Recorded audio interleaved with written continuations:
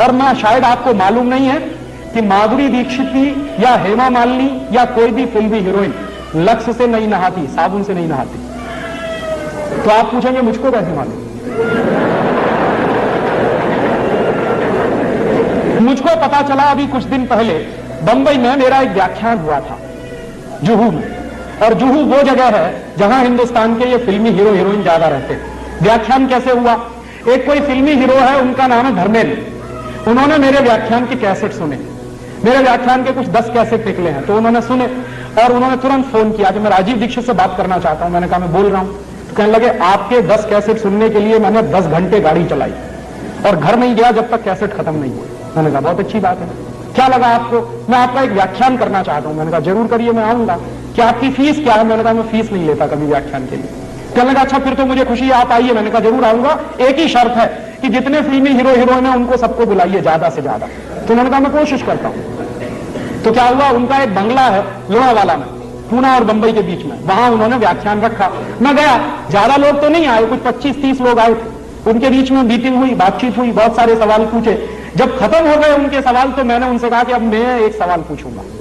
तो हेमा मालिनी से मैंने पूछा कि आप मुझे बताओ कि लक्स से नहाती हो? नहीं। लाइफ बॉय से नहाती हो? नहीं। कहने से नहाती हो? नहीं। लिविल से नहाती हो? नहीं। मैंने कहा आप नहाती भी हो? तो कहने लगी नहाती तो रोज हूं। मैंने कहा फिर किससे? तो उन्होंने बताया चने के आटे में मलाई डाल के नहाती हूं, माने बेसन में मलाई डाल के नहाती हूं। तो मैंने कहा अगर आप बेसन में मलाई डाल के नहाती है तो ये बात पूरे देश को क्यों नहीं बताती? कहने लगी डर लगता। मैंने कहा क्या डर लगता? कि अगर हिंदुस्तान की सभी बहनों ने बेसन में मलाई डालकर नहाना शुरू किया तो सब हेमा मालिनी हो जाएंगे। तो मेरी तो कुर्सी खतरे में पड़ जाएगी। तो आप ये जान लीजिए कोई भी फिल्मी हीरोइन साबुन से नहीं नहाती। क्यों?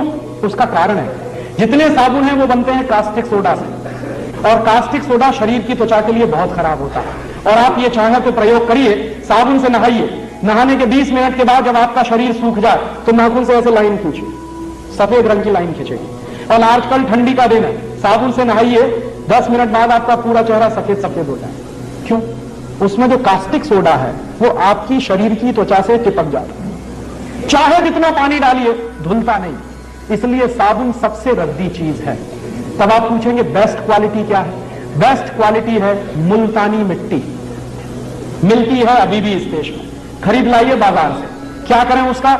मुल्तानी मिट्टी को दही में डाल दीजिए रात को, या दही की ताक में डाल दीजिए, सवेरे तक एकदम मुलायम हो जाएगी।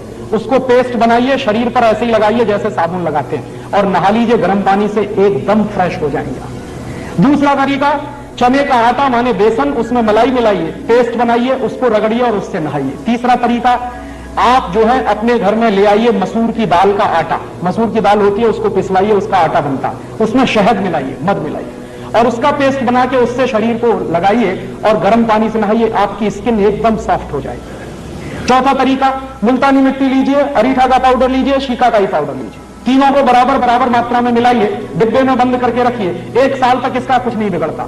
नहाने के 20 मिनट पहले 1 चम्मच पाउडर 1 गिलास पानी में डाल दीजिए और उस पानी से पहले शरीर के बाल धो लीजिए, आपके बाल टूटना बंद हो जाएंगे। और फिर उसी पानी से शरीर से नहा लीजिए, आप कोई साबुन लगाने की कभी जरूरत ही महसूस नहीं होगी। और आपको मैं बताऊं सबसे अच्छा, आपके यहां अकोला में गाय के गोबर से एक साबुन बनता है, और गाय के गोबर से जो साबुन बनता है, पिछली बार मैं आया था यहां से खरीद के ले गया था और मैंने मेरे सब दोस्तों को बांटा, मैं भी नहाता हूं। मैं आपको सच बताऊं कि उस साबुन से नहाने के 10 मिनट के बाद शरीर में से खुशबू निकलती है।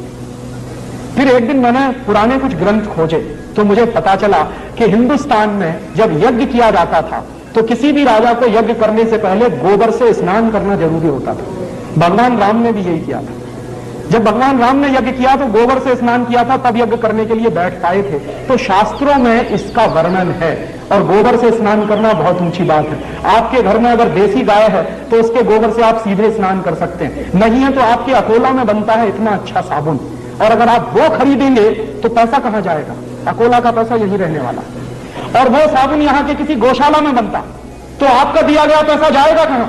गौशाला में जाने वाला। उस गौशाला को चलाने वाले कुछ भाइयों को रोजगार मिलेगा। और मेरी तो कल्पना है कि ऐसी गौशालाएं गांव गांव गली गली घर घर में खुल जाए और उनमें से ये गोबर निकलेगा, साबुन भी बनेगा, दूध बनेगा, घी निकलेगा, क्या क्या नहीं होगा। ये हिंदुस्तान की अर्थव्यवस्था बदल सकती है। तो आप ये फालतू के साबुन खरीदना बंद करिए।